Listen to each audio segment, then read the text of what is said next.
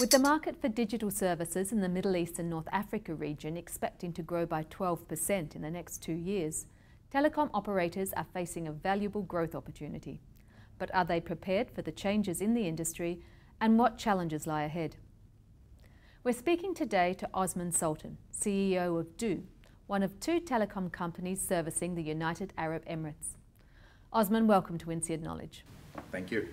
Demand for digital services is just booming and getting wider all the time. How have telecom companies had to expand their skills and adapt their business models to suit these changes? We have a changing business model. We have new patterns. And as you rightly linked this, we need to find new skills. We need to find skills that can understand, that have this ability to as well exist in universes that are at the border of our traditional telco, if I can qualify, zoological space, quote unquote. So we need to go out there.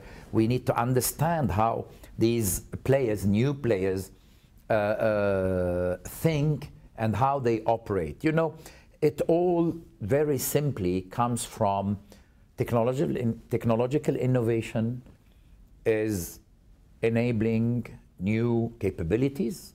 I think that telcos will have to define where they want to be in the value chain. I believe strongly that you will have companies more focusing on infrastructure, more companies more focusing on the access, but here we will see as well a melange between companies that are from the traditional internet space and companies that are from the traditional telco space coming together, competing. Companies that will be in the digital distribution, digital payment layers. So I believe that we will see a decantation of where the positioning and the value chain. What challenges does mass broadband and digitalization present? The first challenge that we have today is shifting revenue models, shifting to new revenue streams. And this is something we are working on. First of all, shifting from a world where everything was voice-centric. You know, when I started a long time ago in the telecom business, there was, 2 keywords that would summarize it all: time and distance. You would speak longer, you would pay more. You would speak to a longer distance, you would pay more. So it's time and distance. Now these 2, time and distance, become more and more completely irrelevant. The voice centricity of our revenue streams is completely shifting to data centricity. We need to get along that journey. We need to change our business model. I find this fascinating and very exciting. I recently read a prediction that in 2015, and 2015 is just tomorrow, if we want to visualize all the videos crossing IP networks in 1 second, we will need 5 years to visualize this. So imagine from a point of view of capacity we need to build as telecom operators, from infrastructure we need to put in place, from pricing models, from getting these capabilities accessible to a larger and larger number of people, how we need to constantly think our business models and reinvent our business model.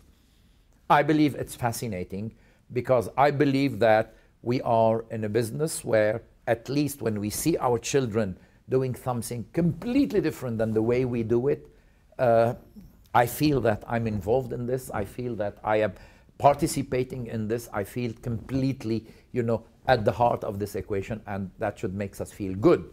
But there is no comfort zone anymore. So we need to get used to this. When it comes to determining the optimum rate for innovation or transformation, what challenges do you face? How difficult is it to tell which area to go in and how fast to change?